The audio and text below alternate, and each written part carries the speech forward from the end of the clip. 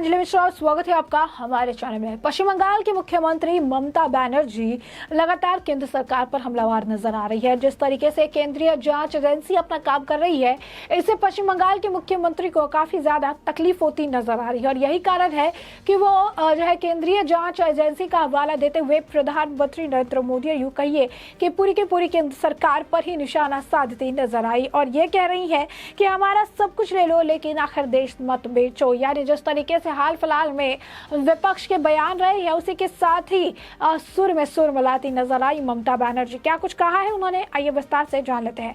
पश्चिम बंगाल की मुख्यमंत्री ममता बनर्जी ने एक बार फिर केंद्र सरकार पर हमला बोला है। ममता बनर्जी ने कहा कि कई लोग हैं जो एजेंसियों से डर के भाग जाते हैं, हम नहीं हैं। जो कुछ कर सकते हो करो और हमारा सब कुछ ले लो लेकिन देश को मत बेचो। एजेंसी हमारे पीछे लगा दो लेकिन देश को एक रहने दो।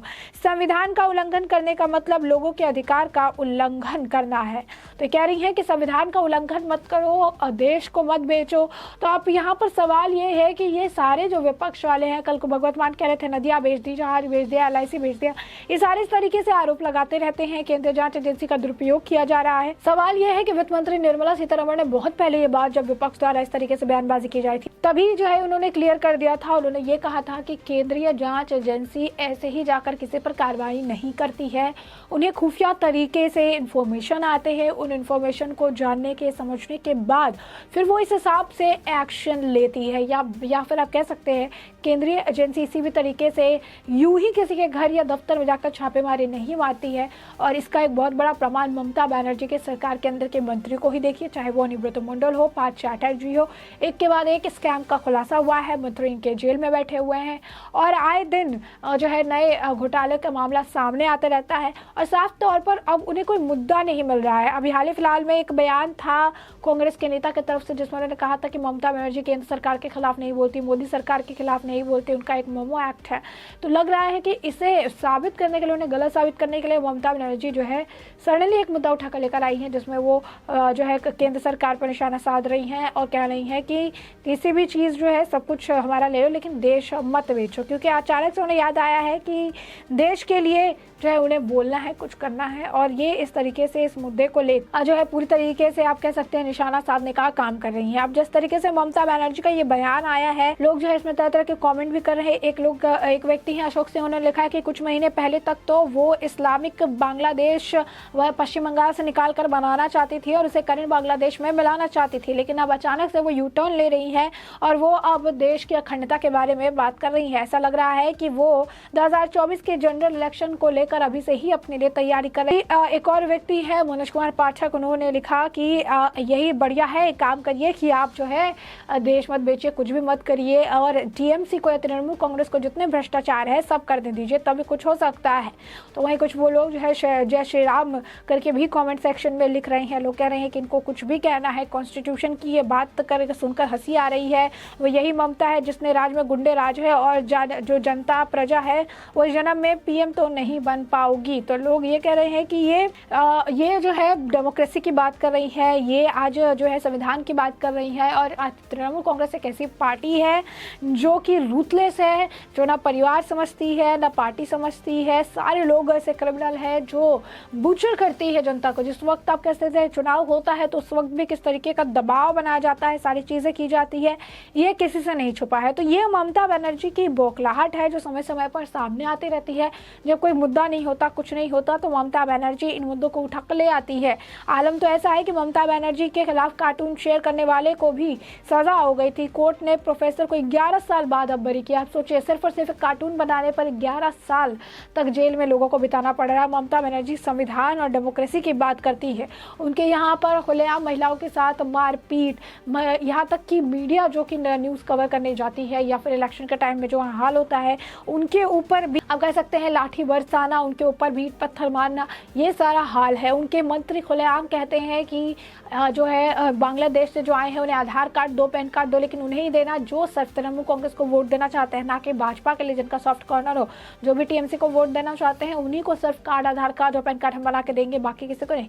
उनका वीडियो सामने आता है, उसके बाद भी ममता बनर्जी कुछ नहीं कहती हैं। तो संविधान की बात करने वाली ममता बनर्जी के एसेंस से ही संविधान का नाम जो है बहुत दूर नजर आता है। लेकिन मुद्दे नहीं है तो मुद्दे उन्हें चाहिए। तो मुद्दा क्या है है कि कोई भी मुद्दा जो है बेसिक है उसे उठाना है और इसे लेकर इसे एक बड़ा राजनीतिक रूप देना, इसका राजनीतिकरण करना है। और ऐसे में ही अचानक से आप कहिए कि वापस से इनका यही सुर आ गया है विपक्ष का। कभी भगवत मान कहते हैं कि नदियाँ बेच दी, जहाज बेच दिया, LIC बेच दिया, अब जो है सब कुछ बेच दिया है, देश बेच दिया, सिर्फ मीडिया खरीदा रहा। वो ममता बनर्जी कह रही है कि सब कुछ लेना है तो ले लो, लेकिन देश मत बेचो, देश जो है उसको मत तोड़ो, उसको अलग मत करो। कि जिस तरीके से प्रधानमंत्री नरेंद्र मोदी लगातार विकास के लिए काम कर रहे हैं, जिस तरीके से सारी परियोजनाएं दे रही हैं, जिस तरीके से इंफ्रास्ट्रक्चर को लेकर काम कर रहे हैं, जिस तरीके से विदेश में भी अब उनके नाम का डंका बज रहा है। 2024 के लिए एक स्ट्रॉन्ग आप कह सकते हैं कि उम्मीदवार भी हैं एक तरह से प्रधानमंत्री, और कहा जा रहा है कि बथो टेन्योर भी प्रधानमंत्री के तौर पर वो सर्व करेंगे।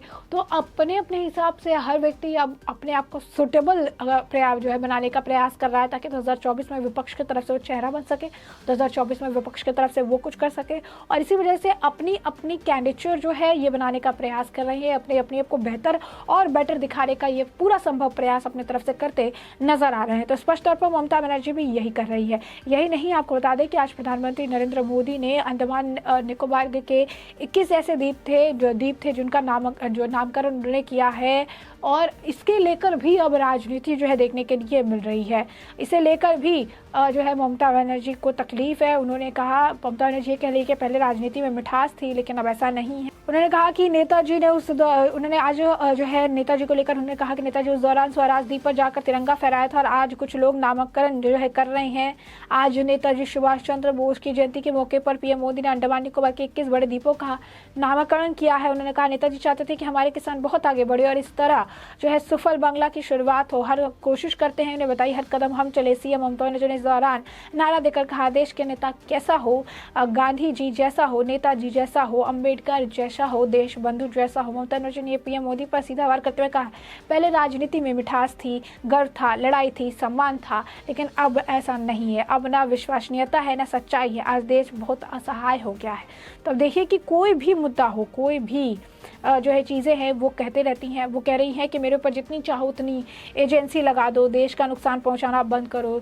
यहाँ भी ममता बनर्जी का निशाना PM मोदी पर है। CM ने कहा कि हम डरेंगे नहीं, हम नहीं मरेंगे, हम आंदोलन करते रहेंगे, हम घर पर नहीं बैठेंगे, हम इसी तरह आगे चलते रहेंगे। ममता बनर्जी बोली कि बंगाल को बदनाम करने की हर कोशिश की जाती है। हमारी सरकार को बदनाम करने के लिए 2 साल का जो है वक्त में 50 से ज़्यादा टीमें भेजी गई। आने वाले दिनों में हमारी लड़ाई भी स्लोगन होगा, जय हिंद, वंदे मातरम, जय भारत माता, जय बांग्ला।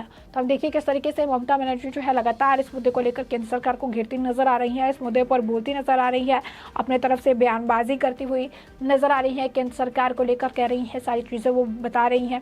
तो ऐसे में हमने आपको ये पूरा मामला बड़े विस्तार से बताया है कि पश्चिम बंगाल के मुख्यमंत्री ममता बनर्जी की क्या कुछ राय है इस पूरे मुद्दे पर, क्या कुछ उन्होंने कहा है, और अब इस पूरे मामले पर आपकी भी जो राय हो हमें कॉमेंट सेक्शन में कॉमेंट करके जरूर साझा करें। धन्यवाद।